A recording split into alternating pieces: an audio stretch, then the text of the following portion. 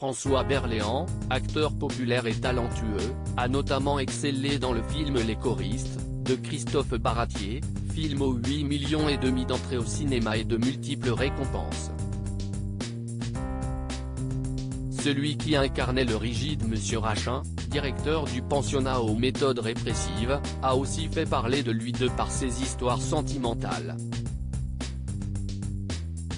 Marié à sa femme Alexia Stresi, avec laquelle il a accueilli des jumelles, Adèle et Lucie, nées en décembre 2008, l'acteur de 70 ans a aussi eu une histoire d'amour avec une célèbre actrice pour laquelle il est tombé raide.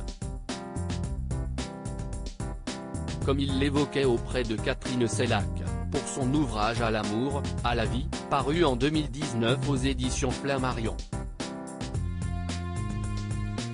Comme Elena Noguera a révélé avoir eu des difficultés de couple avec un homme célèbre, en raison de leur notoriété, ou encore Mimi Mati a dévoilé un regret concernant son mariage avec Benoît Gérard, François Berléand s'est lui aussi confié à la journaliste dans ce livre au sujet du rapport amoureux.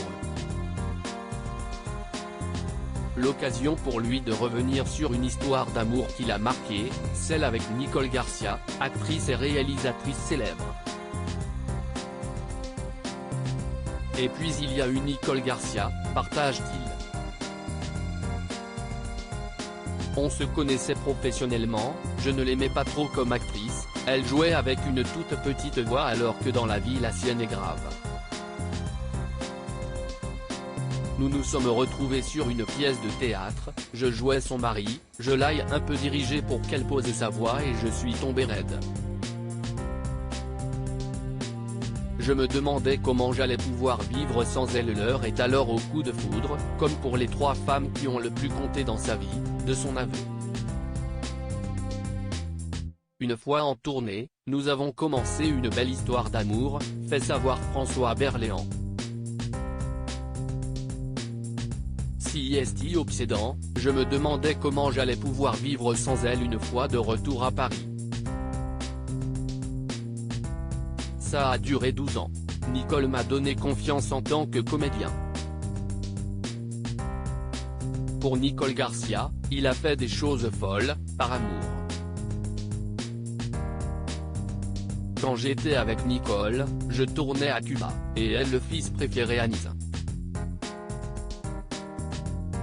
C'était l'époque de Fidel Castro, ça me coûtait entre 30 francs la minute pour téléphoner en France et je l'appelais tous les jours, a-t-il confié.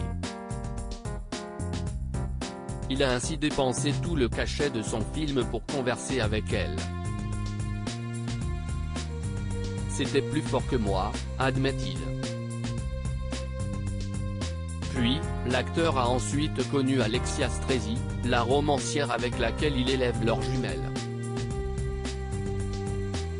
Pas célibataires au moment de leur rencontre, ils se sont retrouvés 2 ou 3 ans plus tard.